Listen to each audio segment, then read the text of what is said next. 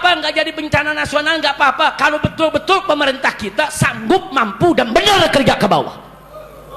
Silakan. Tapi kalau cuma lapor yang enak-enak aja sama presiden, bahkan presiden dibohongin, saudara.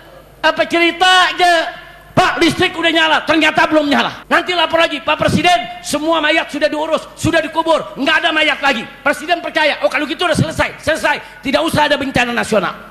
Sementara masih banyak mayat yang belum ditemukan sampai saat ini, saudara.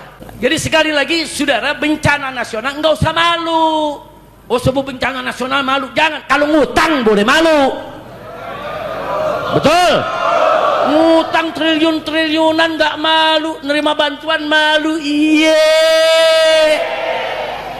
Tahun 1992 terjadi tsunami di Nusa Tenggara Timur, saudara. Begitu terjadi tsunami, Presiden Soeharto mendapatkan berita, langsung diumumkan bencana nasional.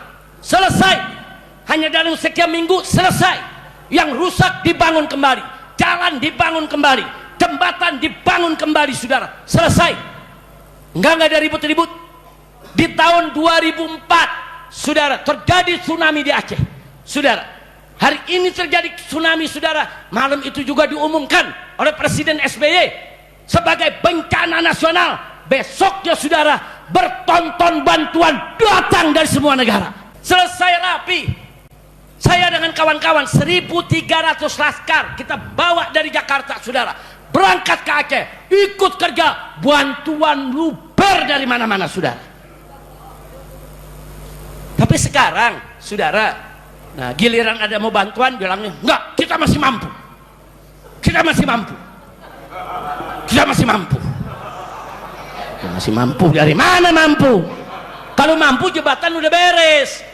Kalau mampu tuh mayat udah selesai semua diangkat dalam waktu singkat, betul. Jangan malu, saudara. Ada lagi menteri pakai ngeremehin. Bantuan Malaysia nggak seberapa, kecil itu, kecil. Sombongnya, saudara. Malaysia tetangga kita, saudara, beretikat baik, kirim bantuan sekecil apapun, terima kasih. Saya berhusnuzon, saudara.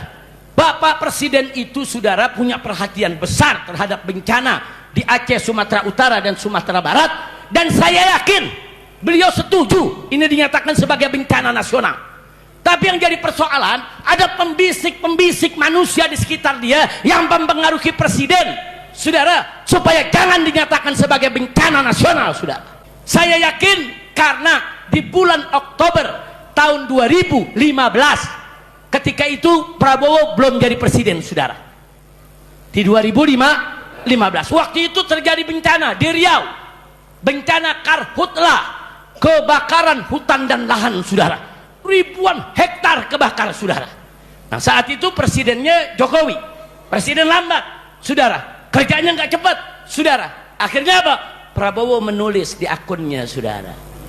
Beliau tulis sendiri di akunnya, saudara. Apa beliau katakan? Ini harus segera dinyatakan sebagai bencana nasional agar bantuan dari luar negeri segera datang. Jangan kita tunda-tunda. Ini berbahaya. Artinya apa?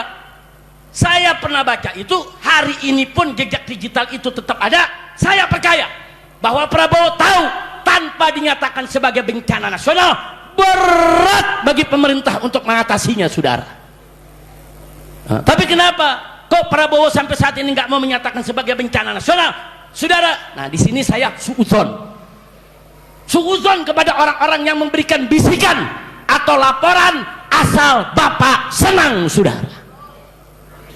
Depan presiden, depan wartawan, di hadapan masyarakat, presiden nanya langsung, bagaimana listrik Pak Menteri? Udah nyala semua, Pak. 90% semua udah nyala, padahal masih mati. Itu dia ngomong begitu apa? Asal presiden senang, saudara. Depan presiden, depan rakyat, depan TV, dia berani laporan asal Bapak senang, walaupun harus bohong. Nah, kalau depan TV berani, apalagi di belakang TV. Makanya tadi saya kira, oh ini jangan-jangan pembisiknya lapor Pak Presiden.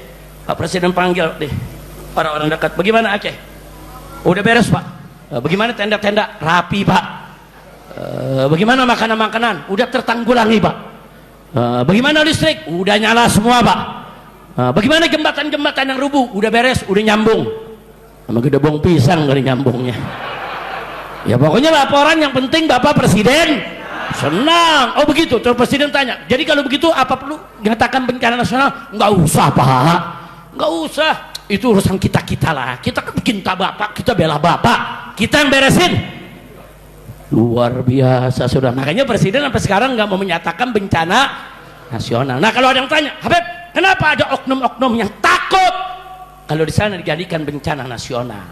Kalau jadi bencana nasional, gelombang bantuan dari luar negeri datang. Bukan bantuannya yang mereka takut. Kalau sudah dibuka, jurnalis-jurnalis internasional akan datang semua, saudara. Peneliti-peneliti seluruh dunia akan datang, saudara. Di samping mereka membawa jutaan ton bantuan, mereka juga membawa peneliti-peneliti, penyidik, pemeriksa, jurnalis, saudara. Mereka mencari kenapa ini hancur begini. Oh ini karena banjir. Kenapa bisa banjir? Oh karena hutannya gundul. Kenapa gundul? Oh karena ada program ini dan program itu. Siapa yang buat program? Dan oh yang buat programnya pemerintah. Siapa yang tanda tangannya? Oh ini yang ngerjain adalah perusahaan. Apa nama perusahaannya? Siapa pemilik perusahaan? Nah terus dari mana tuh dia punya izin? Siapa nanda tanganin izinnya? Dibongkar semua, saudara.